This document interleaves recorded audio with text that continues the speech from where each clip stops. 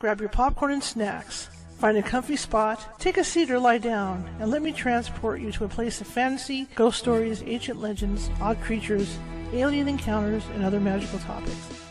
You may even decide to join the conversation. From faraway lands to your own backyard, with a small dash of pixie dust. Turn out the lights and open your minds. The journey is about to begin. Good evening, everybody. Happy Sunday. Welcome. My name is Charlotte. I am the owner of the California Haunts Paranormal Investigation Team based out of Sacramento, California.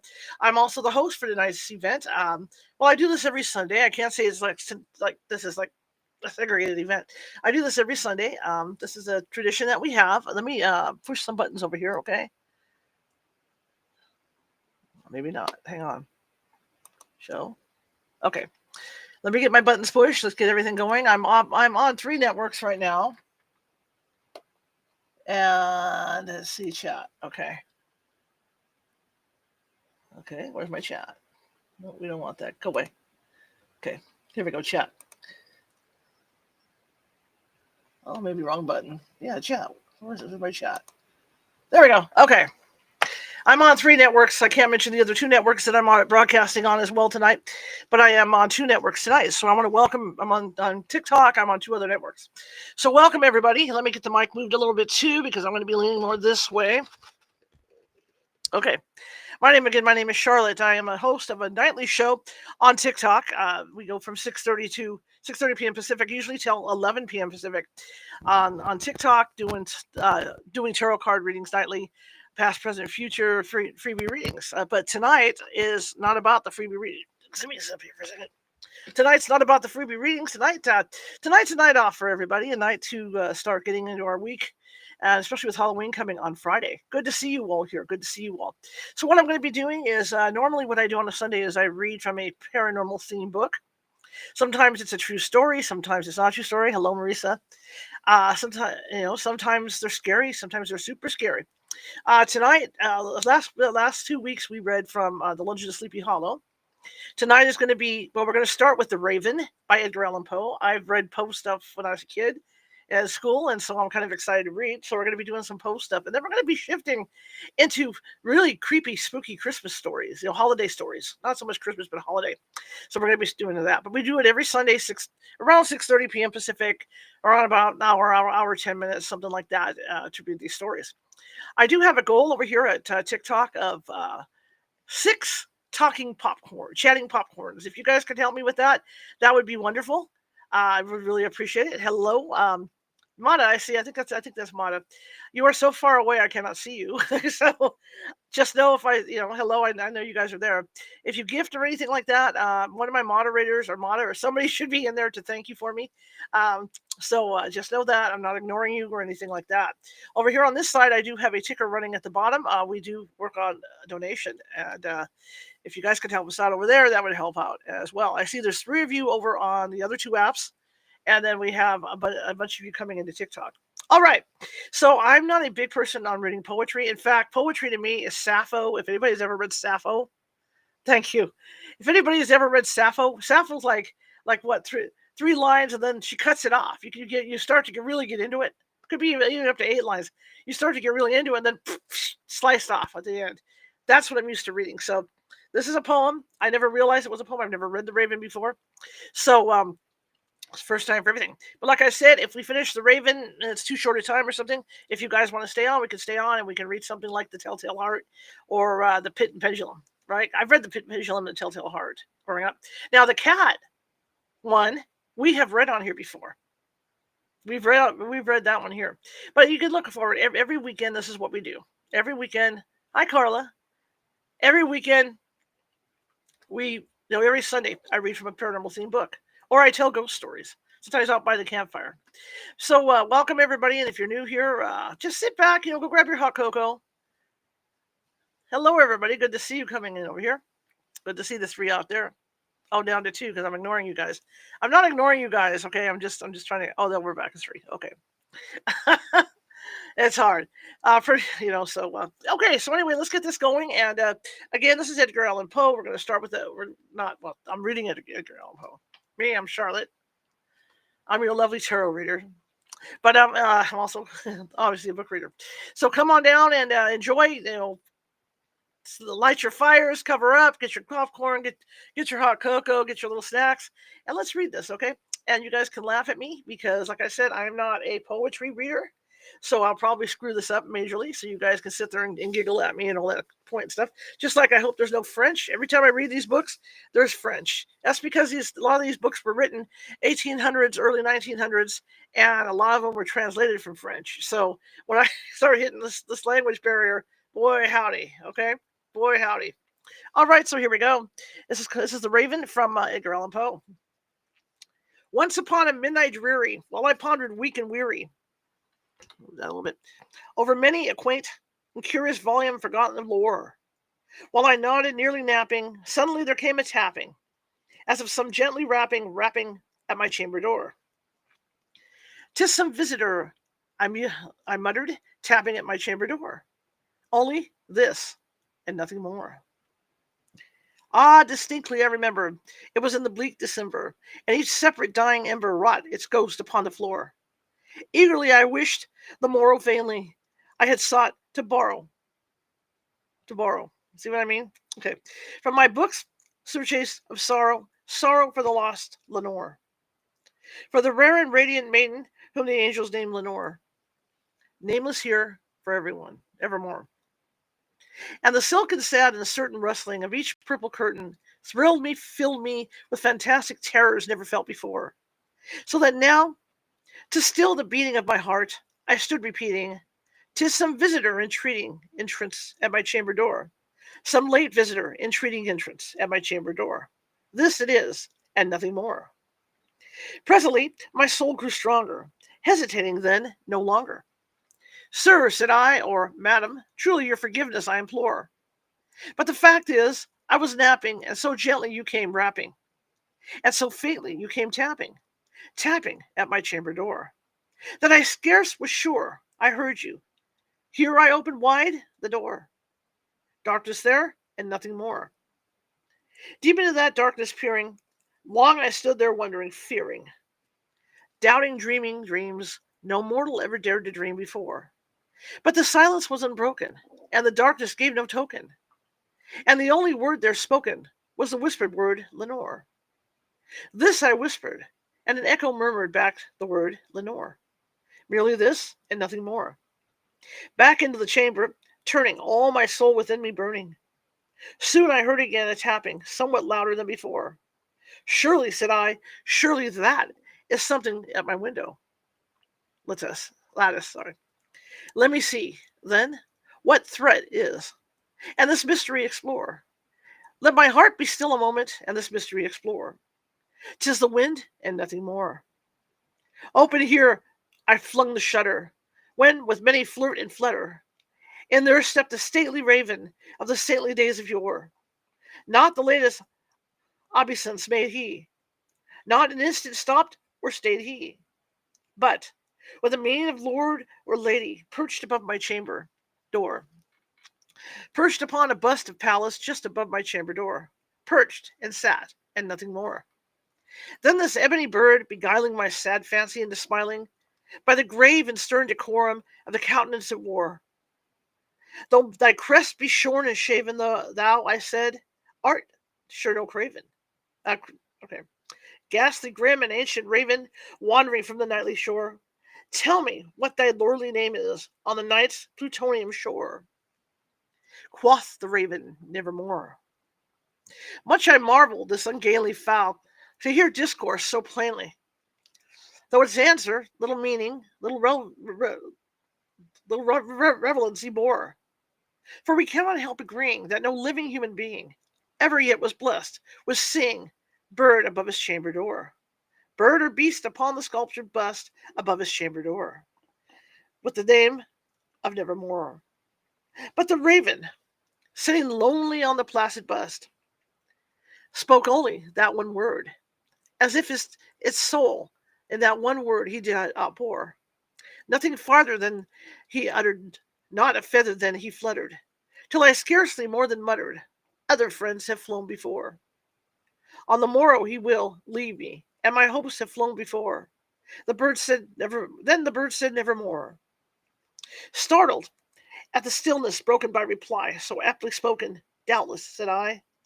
What it utters is its only stock and store, caught from some unhappy master, who, unmerciful disaster, followed fast and followed faster, till his songs one burden bore, till the dirges of his hope that melancholy burden bore, of never, nevermore. But the raven still beguiling all my sad into smiling, straight I wheeled a cushioned seat in front of bird, and bust in door. Then, upon the velvet sinking, I betook myself to linking fancy unto fancy, thinking what this ominous bird of yore,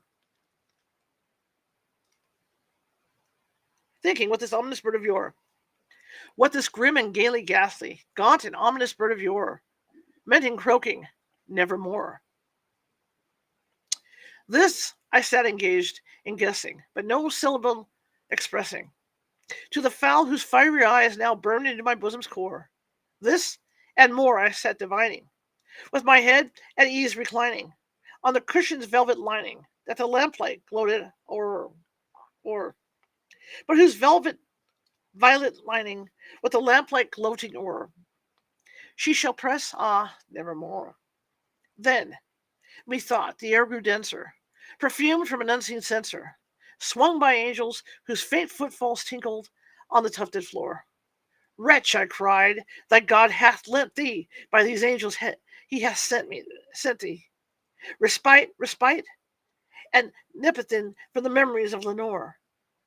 Quaff, oh quaff, this kind nepenthe, I hope I said it right, and forgot this lost Lenore.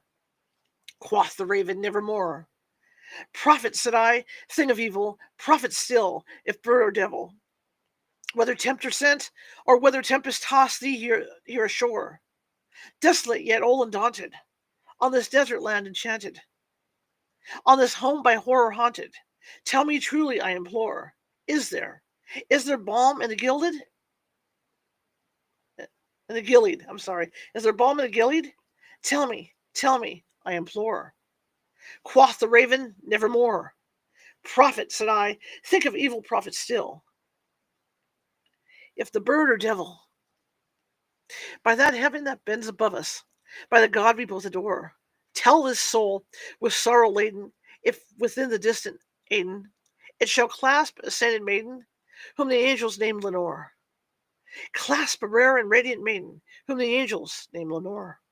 Quoth the raven, nevermore. Be that word our sign of parting, be that word our sign of parting, bird or friend, I shrieked upstarting. Get thee back into the tempest and the night's plutonium shore. Leave no black plume as a token of that lie that thy soul hath spoken. Leave my loneliness unbroken. Quit the bust above my door. Take thy beak from out my heart, and take thy form from off my door. Quoth the raven, nevermore. And the raven, never flitting, still is sitting on the pallid bust of Pallas just above my chamber door. And his eyes have all the seeming of a demon's that is dreaming, and the lamplight, o'er him streaming, throws his shadow on the floor.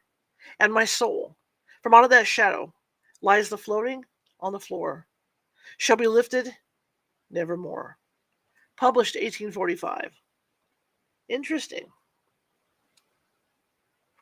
So let's see what we can find here. Okay, let me go through here. What time is it? What do we got? Yeah, we can go on a little while longer. That was pretty cool. Like I said, I'm not a poetry reader, and I can tell you right now, both of my journalism instructors, I can't say it. Both my journalism instructors are on one of these networks, and I'm sure she's here we go, and I'm sure she's listening to this and shaking her head. This one is Eulalami. Okay, spooky story time. Here we go. The skies that were ashen and sober, the leaves they were crisp and sere, the leaves they were withering and sere. It was night in the lonesome October. Perfect. Of my most immemorable year.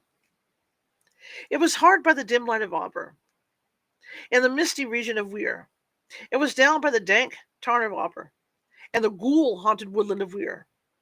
Here once, through an alley titanic, of cypress I roamed with my soul, of cypress with psyche and soul and my soul. There were days when my heart was volcanic, as the serratic rivers that roll, as the lavas that also restlessly roll. Their sulphurous currents down Yannick, in the ultimate climbs of the pole, that groan as they roll down Mount Yannick, in the realms of boreal pole. Our talk had been serious and sober, but our thoughts, they were palsied and sear. Our memories were treacherous and sear, for we knew not the month was October, and we marked not the night of the year. Ah, the night of all nights of the year. We noted that the dim lake of Auber, though once we had journeyed down here, we remembered not the dark tarn of Auber, not the ghoul-haunted woodland of Weir. And now, as the night was senescent, and star dials pointed to morn, as the star dials hinted of morn, at the end of our path liquescent, and nebulous luster was born, out of which a miraculous crescent arose with a duplicate horn. Astartes be a diamond crescent, distinct, with its duplicate horn. And I said, she's warmer than Dion. She rolls through an ether of sighs. She revels in a region of sighs. She has seen that the tears are not dry on.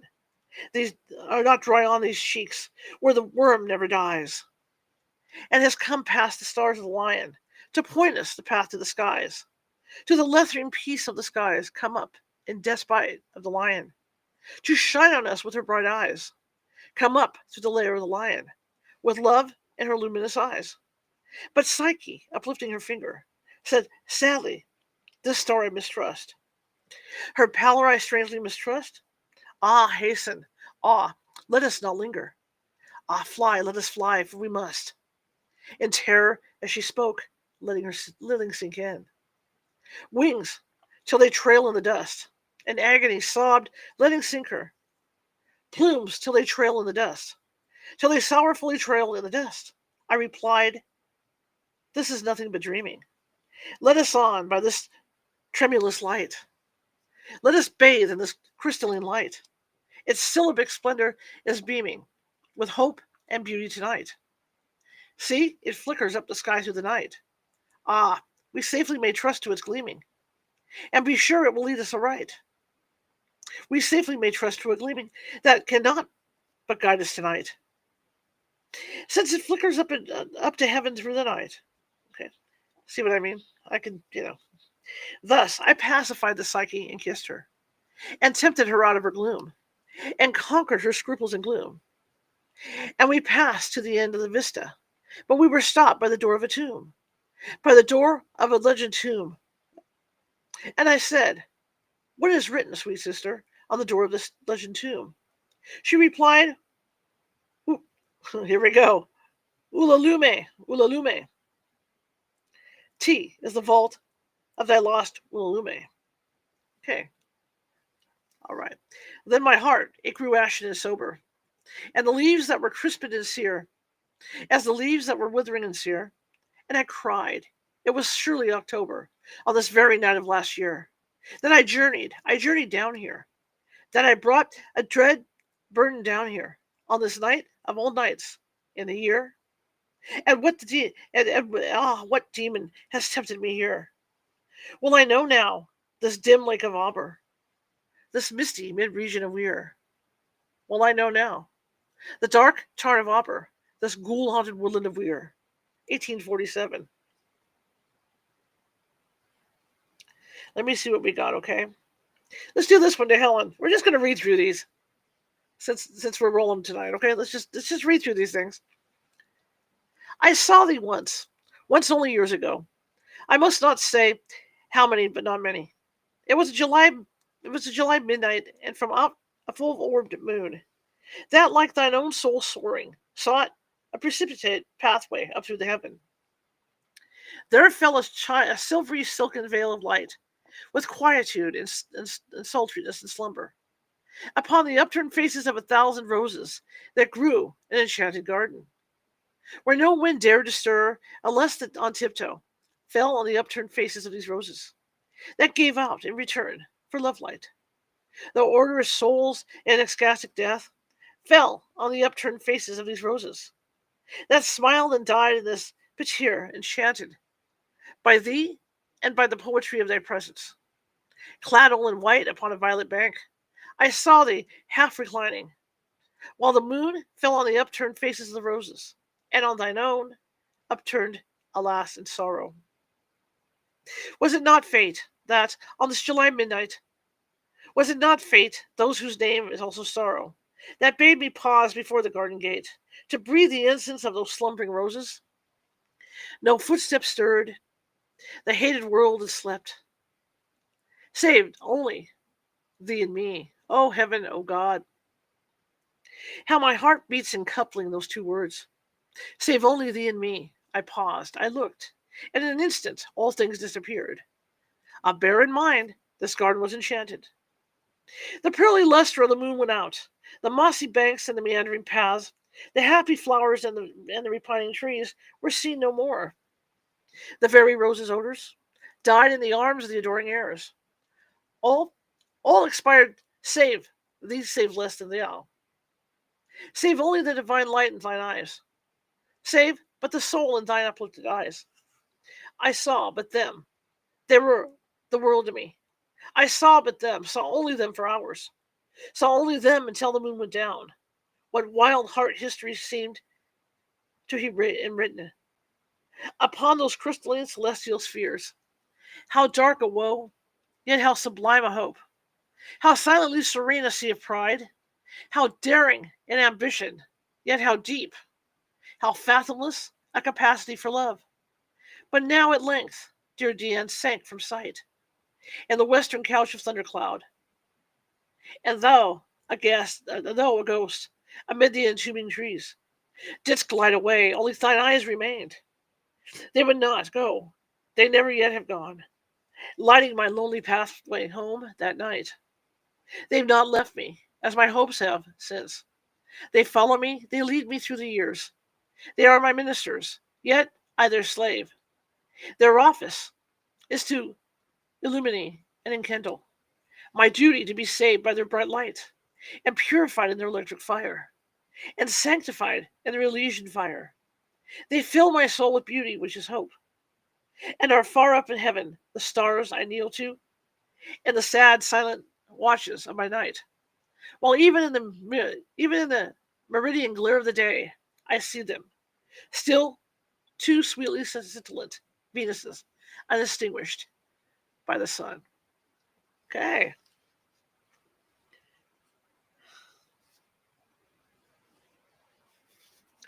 All right, let's continue. Oh, I lost my chat. Where'd it go? What's going on here? Why are you doing this? Oh, there you are. Hi, Pamela. Hello, Marisa. Hope we're enjoying some dark kind of poetry from Edgar Allan Poe. And I do have a goal of collecting 6 chatting popcorn over here at this other network, at TikTok. If you can help me out with that, that'd be great. If not, like, follow, share, let people know that we're doing this and how much fun we're having. Just relaxing on a Sunday night. It was many, many a year ago, in a kingdom by the sea, that a maiden lived who you may know by the name of Annabel Lee. And this maiden, she lived with no other thought than to love and be loved by me. I was a child, she was a child. It just turned green on me, wrong button. In this kingdom by the sea. But we loved with a love that was more than love. I and my Annabel Lee. With a love that the winged seraphs of heaven coveted her and me. And this was the reason that, long ago, in this kingdom by the sea, a wind blew out of a cloud by night, chilling my Annabel Lee, so that her high-born kinsman came and bore her away from me to shut her up in a sepulchre in this kingdom by the sea. The angels, not half so happy in heaven, went inviting her and me. Yes, that was the reason, as old men know, in this kingdom by the sea, that the wind came out of the cloud chilling and killing my Annabel Lee. All right. But our love, it was stronger by far than the love of those who were older than we. of many far wiser than we, and neither the angels in heaven above, nor the demons down under the sea, can ever dissever my soul from the soul of the beautiful Annabel Lee. I got lost. 1 second. Okay, here we go. For the most, sorry guys, for the moon never beams without bringing me dreams of the beautiful Annabel Lee, and the stars never rise, but I see the bright eyes of the beautiful Annabel Lee, and so all the night tide I lie down by the side of my darling, my life and my bride, in her sepulture there by the sea, in her tomb by the side of the sea. Wow, 1849. A Valentine. For her this rhyme is penned, whose luminous eyes, brightly expressive as the twins of Loeda, shall find her own sweet name that, nestling lies upon the page enwrapped from every reader. Such narrowly the lines, they hold a treasure. Divine, a talisman, an amulet, that must be worn at heart. Search well the measure. The words, the syllables, do not forget. The trivialest point where you may lose your labor. And yet, there is in this no Gordian knot, which one might not undo without a saber, if one could merely comprehend the plot.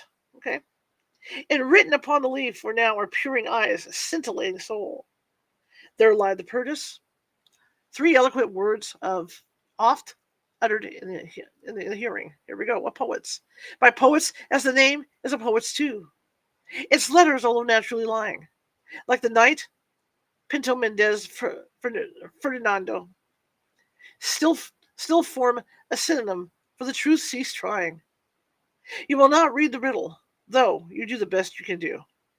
1846. Okay.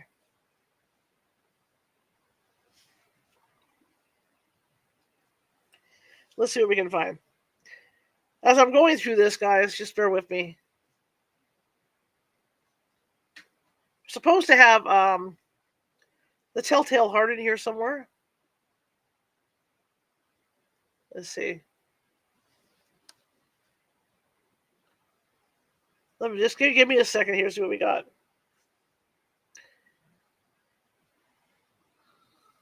Here we go. Let's do this one.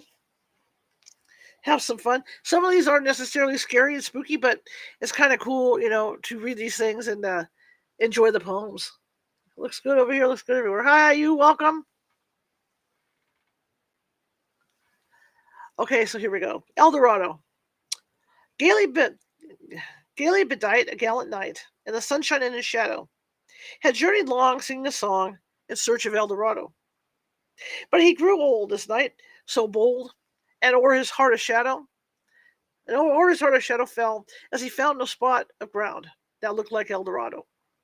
And as his strength failed him at length, he met a pilgrim shadow. Shadow, said he, where can it be, this land of El Dorado? Over the mountains of the moon, down the valley of the shadow. Ride boldly, ride, the shade replied, if you seek for El Dorado. That was pretty cool. That's cool. Eulalie dwelt alone. I whirled a moan. Oh, okay. Sorry. I dwelt alone. This kind of messed around. In a world of moan, and my soul was stagnant tide, till the fair and gentle Eulalie became my blushing bride. Till the yellow-haired young Eulalie became my smiling bride. Ah, less bright, the stars of the night, than the eyes of the radiant girl, and never a flake that the vapor can make, with the moon tints in purple and pearl, can vie with the modest Eulalie's most unregarded curl, can compare with the bright-eyed Eulalie's most humble, careless curl. Now doubt, now pain, come never again, for her soul gives me sigh for sigh, and all day long shines bright and strong, astarte within the sky. While ever to her dear Eulalie upturns her matron eye, while ever to her young Eulalie appears her violet eye. 1845. A dream within a dream. Take this kiss upon the brow, and in parting from you now, thus much let avow, you are not wrong who deem that my days have been a dream. Yet if hope is flown away in a night or in a day, in a vision or in none, it is therefore the less gone. All that we see or seem is but a dream within a dream. I stand amid the roar of a surf tormented shore, and I hold within my hand grains of golden sand. How few, yet how they creep through my fingers to the deep, while I weep, while I weep. O God, can I not grasp them with a tighter clasp? O God, can I not save one from the pitiless wave? Is all that we see or seem but a dream within a dream? Okay, let me see if I can't. Hang on.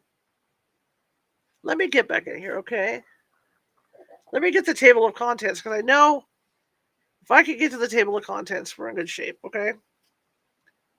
Let me get back in here.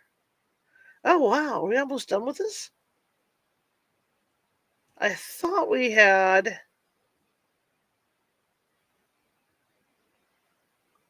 Hang on, guys. Let me see something, okay? Let me see. For some reason these things didn't upload, and I'm not happy about it. It didn't download. Give me a second, okay? Because I thought that I had one where I could just go from chapter to chapter on this and just, deal with these things. Introduction, bibliography, life and character. Would you guys like to learn about Edgar Allan Poe? I could read about that right now. If not, we'll just hang on, okay? See if I can get to a... I know I had one that I downloaded 2 or 3 books. And one actually had a list where I could pick stories. And the Telltale Heart was in there, and that's what I was looking for. So let me see what happens here. Hang on. And it's unfortunate because these books they say they didn't download, and they should have downloaded. Because it said it downloaded. So just bear with me a second. So everybody have a good weekend this weekend. So all I want is the listing here. Ebooks are a little weird to work with, especially when they're this old. Especially with me because I'm blind, I have to like make them make the text really big so it throws everything off. That's why that last poem, everything was like thrown off. Let's see. I know one of these had a table of contents in here. So I'm trying to go literary work.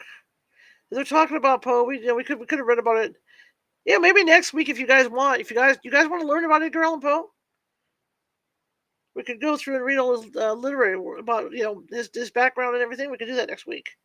Oh, there's Eulalomy. Huh. Okay. They're talking about these Auber and all this stuff. But according to this book, what they will do is they're going to give us the thing. So what do you think? You guys want to learn about Edgar Allan Poe next week? I mean, I could read this whole thing. Because this is what I'm flipping through right now to get through it. Because it's not letting me into the table of contents. So I apologize for this. This is not what I, intended for you guys today. I mean, I intended to read from The Raven and then move on to other works by Poe. But apparently not. So let me see. Okay, here's poems. Oh, here's the different poems. Let's see if we can get through stories. Here we go. Spirits of the Dead. Hey, here we go. Here's one. Are you guys ready for this one? This one's called Spirits of the Dead. See, I knew I'd find something. The soul shall find itself alone, mid dark thoughts of the gray tombstone. No, not one of all the crowd to pry into thine hour of secrecy. Be silent in that solitude. 5. Which is not loneliness for then. The spirits of the dead who stood in life before thee are again in death around thee, and their will shall forever overshadow thee. Be still.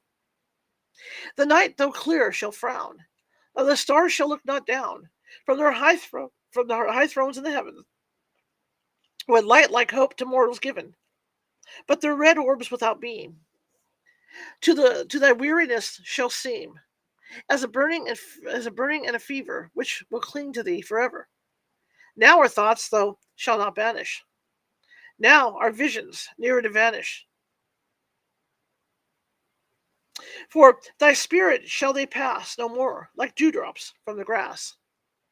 The breeze, the breath of God distill, and the midst upon the hill, shadowy, shadowy, yet unbroken, in a symbol and a token, how it hangs upon the trees, a mystery of mysteries. So yeah, so it's very interesting. I heed not. Oh, it looked like it ended. Okay. I heed not that my earthly lot hath little earth in it. That years of love have been forgot in the hatred of a minute. I mourn not that the desolate are happier sweet than I, but that you sorrow for my fate, whom am I passed by. Well, that's interesting. So let me look through here. But like I said, I got to figure out which book it was that had it. And I was able to go directly in. Oh, there's this one day Helen. See, um, I would have been able to go directly in and push the buttons I wanted to push. So let's see. Just bear with me. If it starts to get boring, but we can always take off for the day, and you guys can enjoy your day and finish off your evening, right? Thank you for the comments, guys. Thank you. Just trying to figure out where we're at. But yeah, I thought I had the right book, and I guess I didn't, and it didn't flip the way I wanted it to, and it says it didn't download and all that, and technology, right?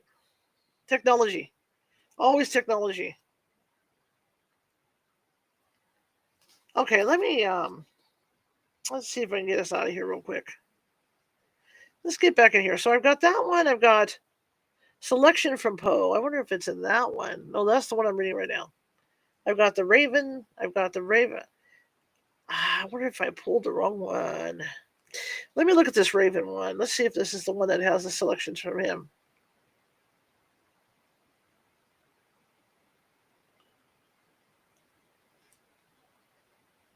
I think that's where I was. Let me check that other book. Hang on. Let's look at this other book. I don't know where I'm at. It's weird because is that going to put me where I want to be? Oh, here we go. Hang on, guys. I finally found it. Let me see if I can find where I need to be. Let's see if this is the one that has the stories in it that I want. Just bear with me. All right, that's the poems. All right, let me look through till I find the right book. I know I put the right book in here. Just bear with me, okay? See if I can get in there. Okay, we want to get back to this. I want to get back to the main thing. Back to the main listing. See, now I'm stuck in these things. Okay. Yeah, there's one of these books has a listing of all the books I have on stock here. So just bear with me. I mean, if you guys get upset, I'm sorry. I'm trying to, do this. I'm in another book. I guess I'm going to have to wait. Next week we'll have to get back into this. But I hope you guys enjoyed what I did read. It was fun. I was having a good time. But I want to get back to my listing here so I can find the right book. I'm so sorry. I thought I had it. Maybe I did. Maybe it didn't download. It looked like it was having trouble downloading.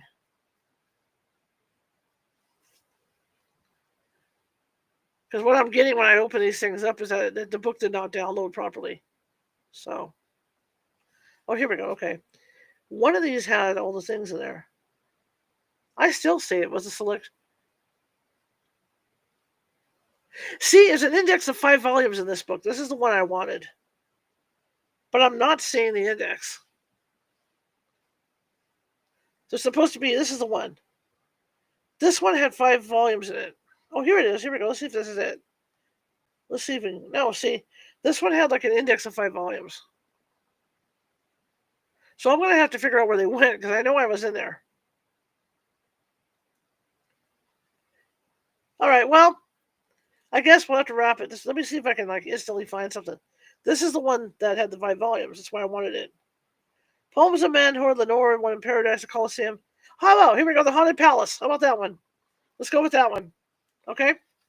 Haunted Palace. I'm so sorry, you guys. It was supposed to be better organized. Here we go.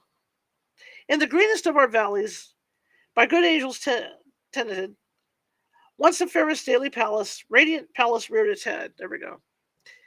In the monarch thought's dominion, it stood there, never serf spread opinion over fabric half so fair. Banners yellow, glorious golden, on its roof did float and flow. All this in the olden time long ago. And every gentle air that dallied uh, in that sweet day along the ramparts, plumed and pallid, a winged odor went away. Wanderers in that happy valley, through two luminous windows, saw spirits moving musically to a lute's well-tuned law. Round about a throne were sitting, in the state of its glory well befitting. The ruler of the realm was seen, and all, with pearl and ruby glowing, was the fair palace door, through which came flowing, and sparkling evermore, a troop of echoes whose sweet duty was but to sing, in voices surpassing beauty, the wit and wisdom of their king. But evil things in robes of sorrow assail the monarch's high estate. Ah, let us mourn, for never sorrow shall dawn upon him desolate, and round about his home the glory that blushed and bloomed. It is but a dim remembered story of the old time entombed. And travelers, now within that valley, through the red lit windows see vast forms that move fantastically to a discordant melody, while, like a ghastly, rapid river, through the pale door a hideous throng rush out forever, and laugh out, smile no more. All right. Well, I want to call it. I'm sorry. I was hoping. I got to figure the book out. I know there's a way to get into all 5 sections on it, and you can click, and you can like click on each section, to pick out. Because I know the Telltale Heart was in here and stuff. So I'll take care of that next week. Next Sunday we'll tackle that and read that. Okay. Anyway, I apologize. At least we got to hear the Raven, which was really cool. Never heard the Raven before. So anyway, I will see you guys tomorrow. For you guys over here that can come over to TikTok and visit us, come on over at 6:45 p.m. Pacific tomorrow for 3 card readings, past, present, future tarot card readings. And we have a really good time. It's not like this. It's really more informal. And yeah, we tend to have a little fun. So thank you guys very much for coming tonight. I appreciate it. At least we got through the Ravens, so that made me happy. I hope it made you happy as well. Don't leave. Don't leave. Well, okay, all right. Let's see. Hang on. Let me see what I can find here. See if I can get back into the. Give me a second. See if I can get back in. See what I can find. Poems of Youth, Introduction to Poems, Letter to Mr. B, Sonnet to Science, Tamerlane to Hell in the Valley of Unrest. Let's see what I can find. I know I was in this and I could see. Ooh, how about Spirits of the Dead? Okay, here's one. Let's do Spirits of the Dead. Thy soul shall find itself alone, mid dark thoughts of the grey tombstone. Not one of all the crowd to pry into thine hour of secrecy. Be silent in this solitude, which is not loneliness for then. The spirits of the dead who stood in life before thee are again, in death around thee, and their will shall then overshadow thee. Be still. For the night, though clear, shall frown, and the stars shall look not down from their high thrones in the heaven, with light like hope to mortals given. But their red orbs without beam to the weariness shall seem as a burning and a fever which will cling to thee forever. Now our thoughts thou shalt not banish. Now our visions nearer to vanish. From thy spirit shall they pass, no more like dewdrops from the grass. The breeze, the breath of God, is still, and the mist upon the hill, shadowy, yet unbroken, is a symbol and a token. How it hangs upon the trees, a mystery of mysteries. He had some deep stuff going on, man. Let's see what else I got. What have we got? 723? Okay. The Forest Reverie Notes. The full project license. Yeah, they should have more in here. To the River, to Isabel, Bullet to Helen, Tamerlane, Era of Sonnet to Science, Introduction to Poems, Poems Youth, Scenes from the Politician, Dreamland Hymn. I know there were a lot more in here. than what I'm seeing right now. There is the Raven, there's the Bells, there's the Helen, the Poetic Principle, Old English Poetry, Poems, Some Words, Some Words with a Mummy. Hey, here we go. Let me get back to Some Words with a Mummy. How's that sound? Let's do that one. Okay, we just read Spirits of the Dead. Well, I guess we would have had to do this anyway to go back through these things. Let me find Some Words with a Mummy. That looks interesting. The symposium of the preceding evening had been a little too much for my nerves. I had a wretched headache and was desperately drowsy. Instead of going out, hey, short story, hey, here we go. Instead of going out, therefore, to spend the evening as I had proposed, it occurred to me that I could not do a wiser thing than just eat a mouthful of supper and go immediately to bed. A light supper, of course. I was exceedingly fond of Welsh rabbit. More than a pound at once, however, may not at all times be advisable. Still, there can be no material objection to 2. And really, between 2 and 3, there is merely a single unit of difference. I ventured perhaps upon 4. My wife shall have it 5. But clearly, she has confounded 2 very distinct affairs. The abstract number 5, I am willing to admit, but consequently, it has reference to bottles of brown stout, without which, in the way of condiment, Welsh rabbit is to be eschewed. Having thus concluded a frugal meal and donned my nightcap, with the serene hope of enjoying it till noon the next day, I placed my head upon the pillow, and through the aid of a capital conscience, fell into a profound slumber forthwith. But when were the hopes of humanity fulfilled? I could not have completed my 3rd snore, when there came a furious ringing at the street door, and then an impatient thumping at the knocker, which awakened me at once. In a minute afterward, and while I was still rubbing my eyes, my wife thrust in my face a note from my old friend Dr. Penhoner. It ran thus: "Come to me by all means, my dear good friend. As soon as you receive this, come and help us rejoice. At last, by long persevering diplomacy, I have gained assent of the directors of the City Museum to my examination of a mummy. You know the one I mean. I have permission to unswathe it and open it, if desirable. A few friends will only be present. You, of course, the mummy, is now at my house, and we shall begin to unroll it at 11 tonight. Yours ever, Poneter." By the time I had reached the Poneter, it struck me that I was wide awake, and as a man need be. I leaped out of bed in an ecstasy, overthrowing all in my way, dressed myself with a rapidity truly marvelous, and set off, at the top of my speed, for the doctor's. There I found a very eager company assembled. They had been awaiting me with much impatience. The mummy was extended upon the dining room table, and the moment I entered, this examination was commenced. It was one of a pair brought several years ago by Captain Arthur Sabatesh, a cousin of Poneter's, from a tomb near Eletheus in the Libyan mountains, a considerable distance above Thebes on the Nile. The grottos at that point, although less magnificent than the Theban sepulchres, are of higher interest on account of affording more numerous illustrations of the private life of the Egyptians. The chamber from which our specimen was taken was said to be very rich in such illustrations, the walls being completely covered with fresco paintings and bas reliefs, while statues, vases, and mosaic work of rich patterns indicated the vast wealth of the deceased. The treasure had been deposited in the museum, precisely in the same condition in which Captain Sebratish had found it. That is to say, the coffin had not been disturbed. For 8 years it had thus stood, subject only externally to public inspection. We had now, therefore, the complete mummy at our disposal.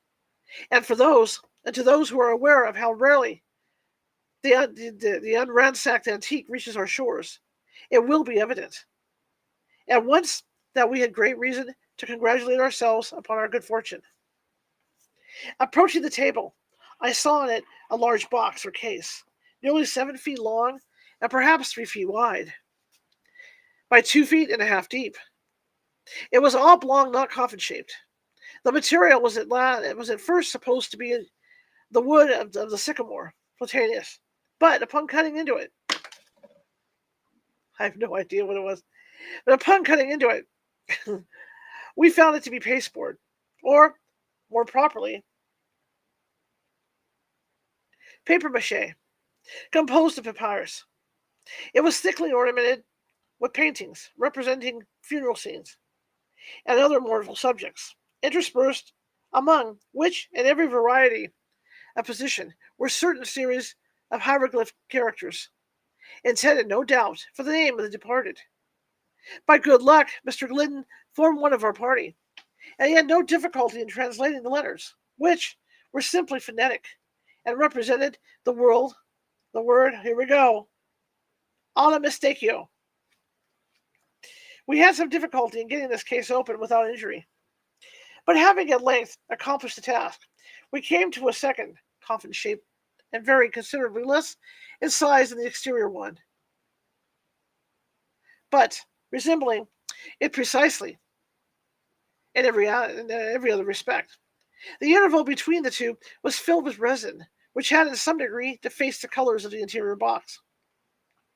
Upon opening this latter, which we did quite easily, we arrived at a third case, also coffin-shaped, and varying from the second one in no particular, except in that of its material, which was cedar, and still emitted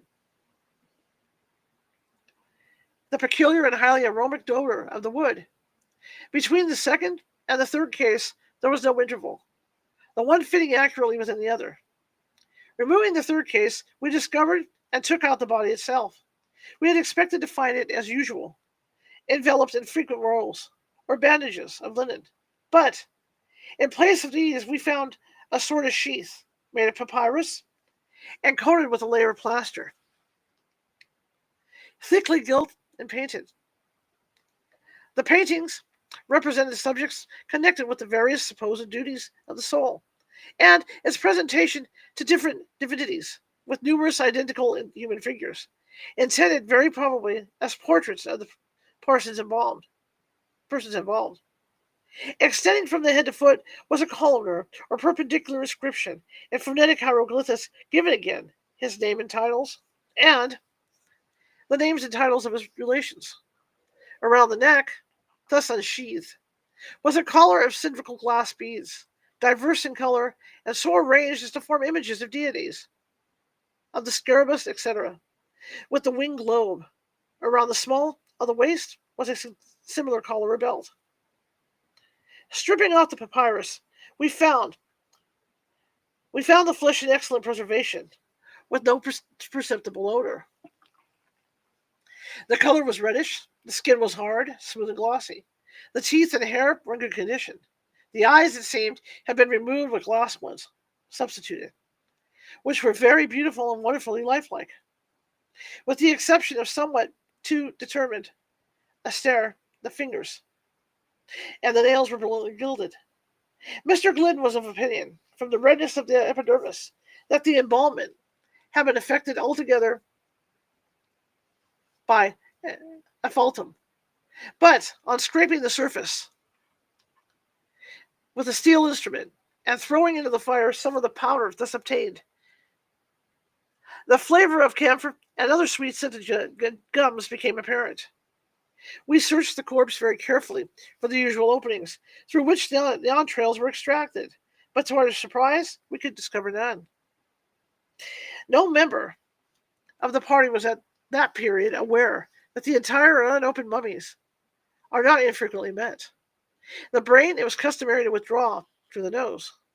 The intestines through an incision in the side. The body was then shaved, washed, and salted, then laid aside for several weeks, when the operation of embalming properly, so-called, began.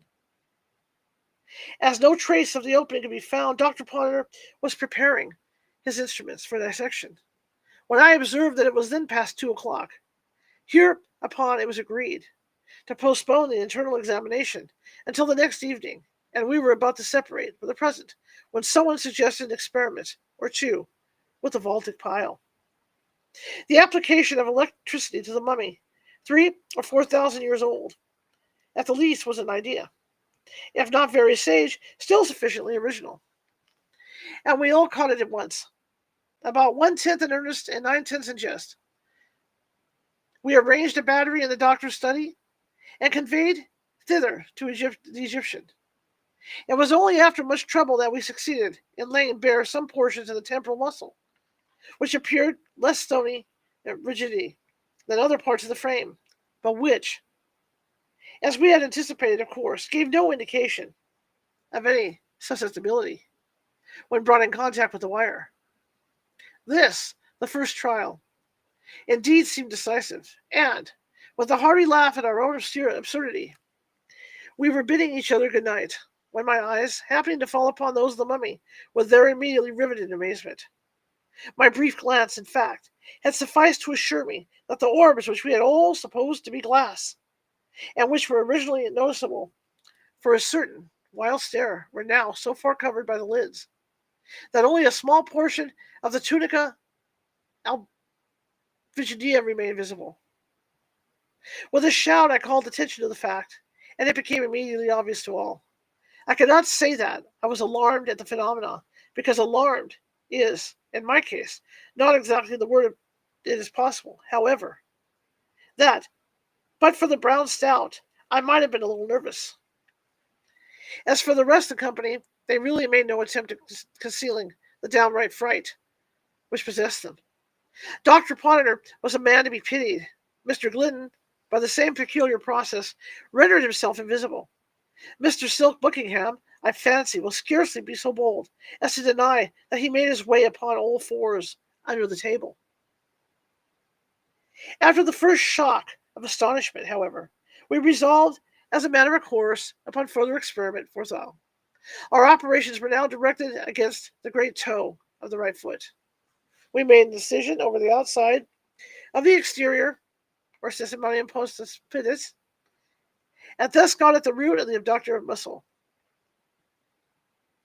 Readjusting the battery, we now applied the fluid to the bisected nerves, when, with a movement of exceedingly likeness, the mummy first drew up its right knee, so as to bring it nearly in contact with the abdomen, and then, straightening the limb with inconceivable force, bestowed a kick upon Dr. Potteter, which had the effect of discharging that gentleman, like an arrow from a catapult, through a window into the street below. We rushed out en masse to bring in the mangled remains of the victim, but had the happiness to meet him upon the staircase, coming up in an unaccountable hurry, brimful of the most ardent philosophy, and more than ever impressed with the necessity of prosecuting our experiment with vigor and with zeal. It was by his advice, accordingly, that we made upon the spot a profound incision in the tip of the subject's nose, while the doctor himself, laying violent hands upon it, pulled it into its vehement contact with the wire. Morally and physically, figuratively and literally, was the effect electric. In the first place, the corpse opened its eyes and winked very rapidly for several minutes, as does Mr. Barnes in the pantomime. In the second place, it sneezed. In the third, it sat upon end. In the fourth, it shook its fist at Dr. Potterter's face. In the fifth, turning to Messrs. Glidden and Buckingham, it addressed them in very capital Egyptian, thus: I must say, gentlemen, that I am as much surprised as I am mortified at your behavior. Of Dr. Potteter, nothing better was to be expected. He is a poor little fat fool who knows no better. I pity and forgive him. But you, Mr. Glidden, and you, Silk, who have traveled and resided in Egypt until one might imagine you the manner born you, I say, who have been so much among us that you speak Egyptian fully as well, I think, as you write your mother tongue, you whom I've always been led to regard as the firm friend of the mummies, I really did not anticipate more gentlemanly conduct from you. What am I to think if you're standing quietly by and seeing me thus unhandsomely used? What am I to suppose by your permitting Tom, Dick, and Harry, to strip me of my coffins and my clothes in this wretchedly cold climate? In what light to come to the point? Am I to regard your aiding and abetting that miserable little villain, Dr. Ponder, and pulling me by my nose? It will be taken for granted, no doubt, that upon hearing this speech under the circumstances, we all either made for the door, or fell into violent hysterics, or went off in general swoon. One of these things was, I say, to be expected. Indeed, each and all these lines of conduct might have been very plausibly pursued. And, upon my word, I am at a loss to know how or why it was that we pursued neither the one nor the other. But perhaps the true reason is to be sought in the spirit of the age, which proceeds by the rule of contraries altogether, and is now usually admitted as the solution of everything in the way of paradox and impossibility. Or perhaps, after all, it was only the mummy's exceedingly natural and matter of course air that divested his words of the terrible. However this may be, the facts are clear, and no member of our party betrayed any very particular trepidation, or seemed to consider that anything had gone very especially wrong. For my part, I was convinced it was all right, and merely stepped aside out of the range of the Egyptian's fist. Dr. Ponder thrust his hands into his breeches pockets, looked hard at the mummy, and grew excessively red in the face. Mr. Glidden stroked his whiskers, and drew up the collar of his shirt. Mr. Buckingham hung down his head and put his right thumb into the left corner of his mouth. The Egyptian regarded him with severe countenance for some minutes, and at length, with a sneer, said, "Why don't you speak, Mr. Buckingham? Did you hear what I asked you, or not? Do you take your thumb out of your mouth?" Mr. Buckingham hereupon gave a slight start, took his right thumb out of his left corner of his mouth, and, by way of indemnification, inserted his left thumb into the right corner of the aperture of the above mentioned.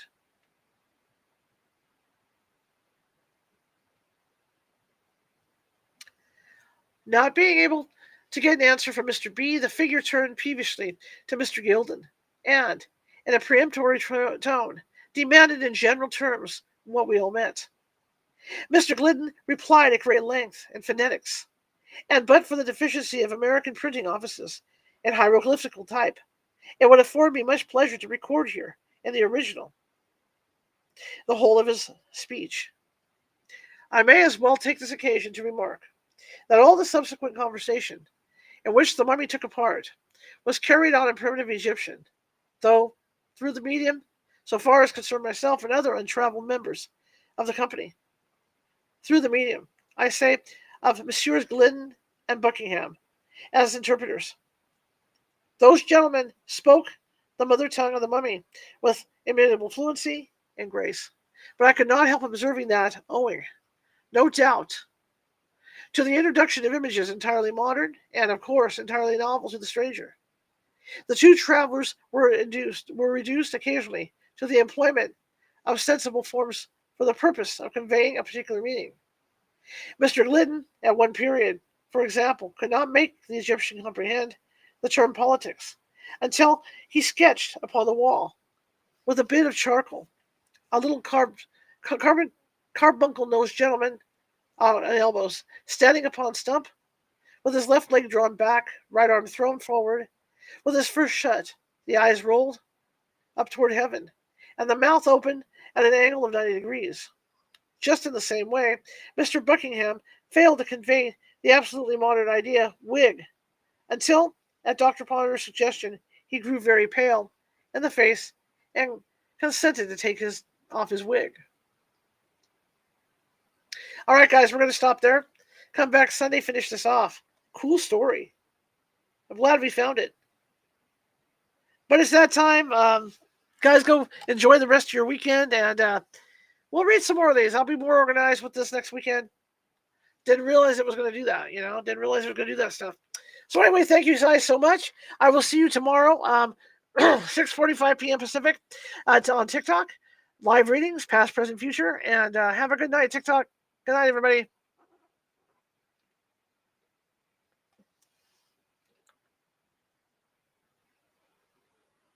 All right, everybody. I'll see you guys. If you guys come over tomorrow, 6:30 p.m. Pacific on TikTok, that would be great. Join me. We operate over California Haunts over there, and we're going to be getting this radio show back up. It's probably going to be early viewings, like early in the afternoons, that we're going to be doing shows here. So yeah. So I'll see you guys. Okay. It's been great. Love y'all. Have a good night. See if I can get this going here. Push the right button. There we go.